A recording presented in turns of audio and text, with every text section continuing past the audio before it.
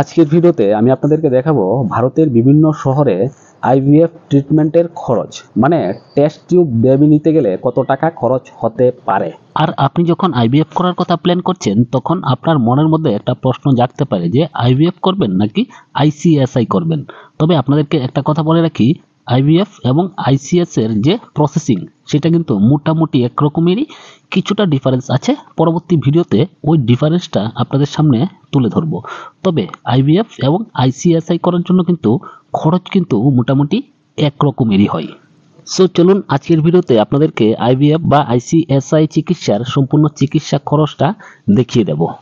সাথে ভিডিও শেষে আপনাদের জন্য থাকবে বোনাস টিপস, যে টিপসটা আপনারা টাকা পয়সা দিয়েও কোথাও পাবেন না।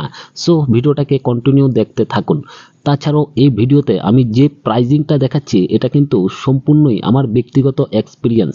কলকাতা, হায়দ্রাবাদ, চেন্নাই এবং ভারতের বড় বড় শহরে আমি ভিজিট করেছি এবং আইভিএফ সেন্টারগুলোতে ভিজিট করে কিন্তু আমি এই প্রাইজিংটা লক্ষ্য করেছিলাম। আর আমার এই তথ্যের সাথে আপনার মতামত যে মিলে যাবে তাও কিন্তু না। তো আপনার কি মতামত, আপনার এক্সপিরিয়েন্স কি আইভিএফ নিয়ে এবং কত টাকা খরচ হয়েছে সেটা অবশ্যই কমেন্টস করে বলবেন। সো সম্পূর্ণ ভিডিও দেখার পরেই কিন্তু আপনি আপনার মতামত কমেন্টস করে জানাবেন। ভিডিওর শুরুর কিছু অংশ বা হাফ ভিডিও দেখে কমেন্টস করবেন না। আমি যে তথ্যগুলো দিচ্ছি এগুলো কিন্তু একদম আমি গিয়ে কিন্তু এই তথ্যটা কালেক্ট করেছি। সো এই বিষয়টা কিন্তু খেয়াল রাখবেন। আজকাল কিন্তু সোশ্যাল নেটওয়ার্ক ফেসবুক, ইনস্টাগ্রাম এবং ইউটিউবের মধ্যে কিন্তু সকলে এই বিষয়টা জানতে চায় যে আইভিএফ করতে কত টাকা খরচ হবে বা কত টাকা খরচ হতে পারে। তো যারা আইভিএফ করার কথা ভাবছেন বা আইভিএফ দুই একবার করেছেন তাদের জন্য কিন্তু আজকের ভিডিওটা খুবই গুরুত্বপূর্ণ। আজকের ভিডিওতে আমি ডিটেলস আলোচনা করব যে আইভিএফ করার জন্য কত টাকা খরচ হতে পারে।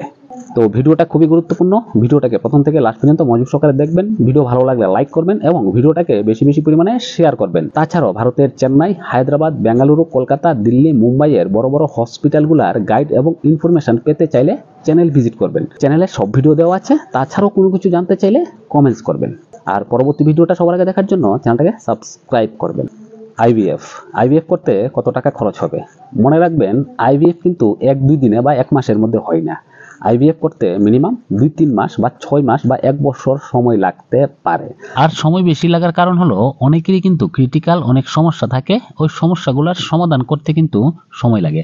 তাছাড়াও আইভিএফ এর সাকসেস রেট অনেক কম, তাই একবারে কিন্তু সাকসেস নাও হতে পারে, 2-3 বার লাগতে পারে। তাই কিন্তু আপনি যে থাকবেন, সে থাকার যে ব্যবস্থা, হোটেল ভাড়া বা খাবার, ওই খরচটা কিন্তু চিকিৎসা খরচ থেকেও অনেক বেশি হয়ে যায় এবং খরচটা বেড়ে যায়। আপনি যদি বলেন যে চিকিৎসা খরচটা কত, সেটার একটা ধারণা দেওয়া যেতে পারে।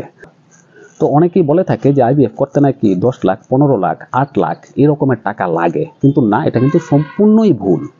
আপনাদের যদি কোনো রকমের সমস্যা না থাকে তাহলে কিন্তু মিনিমাম 1.5 লক্ষ টাকা দিয়ে আপনি আপনার আইভিএফ জার্নিটাকে কমপ্লিট করতে পারেন এবং সাকসেসও হতে পারেন। এখন আপনার মনে প্রশ্ন জাগতেই পারে যে সমস্যার কারণেই তো আইভিএফ করতে হচ্ছে।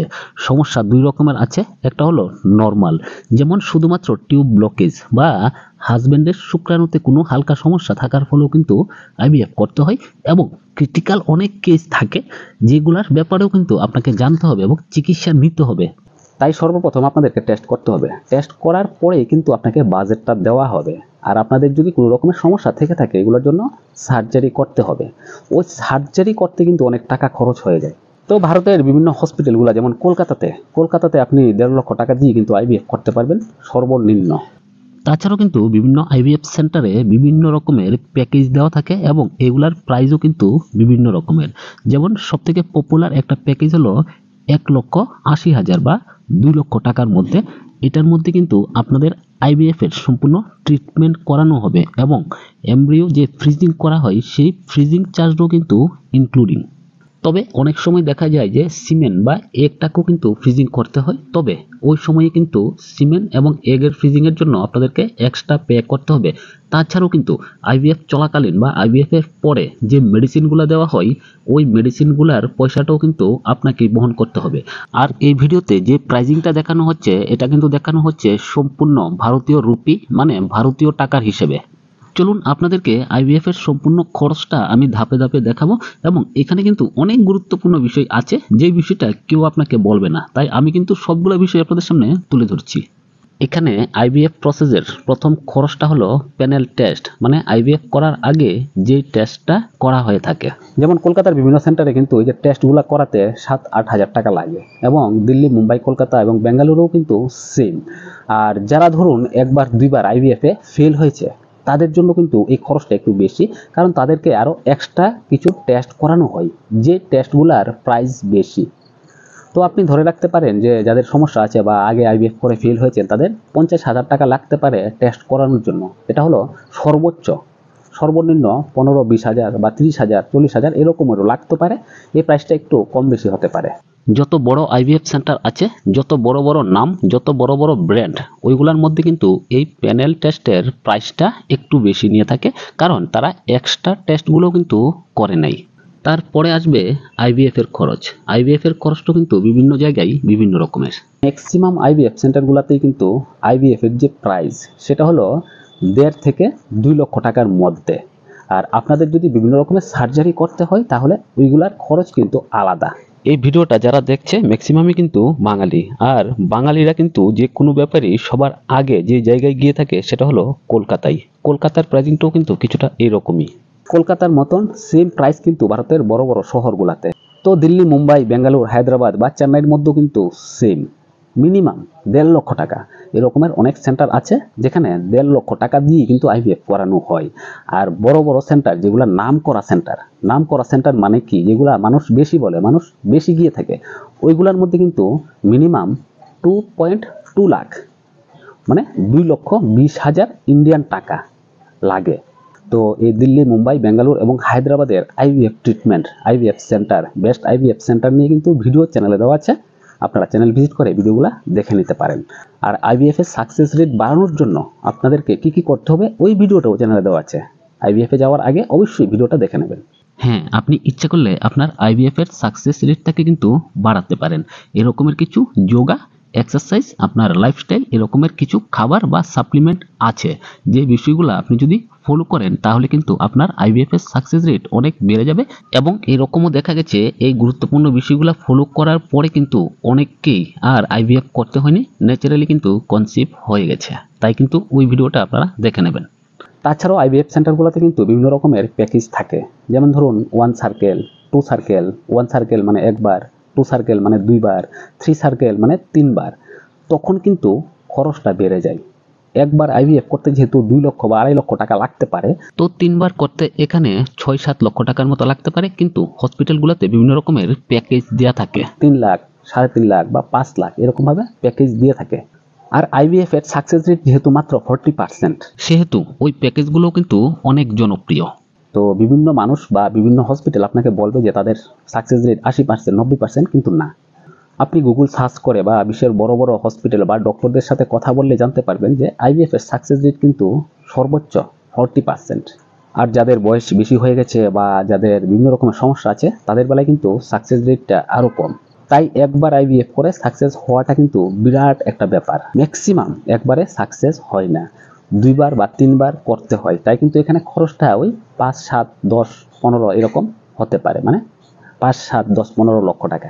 আপনি যদি একবার করেন মিনিমাম 1.5 লক্ষ টাকা থেকে ম্যাক্সিমাম 3 লক্ষ টাকার মতন লাগতে পারে। আর আইভিএফ এর টেস্ট আর আইভিএফ চলাকালীন মেডিসিন, আইভিএফ এর পরের মেডিসিন, ওই খরচটা মিনিমাম 1 লক্ষ টাকা থেকে ম্যাক্সিমাম 2 লক্ষ টাকাও হতে পারে। কারো মেডিসিন কম লাগে, কারো বেশি লাগে, এটা কিন্তু কনফার্ম বলা যাবে না।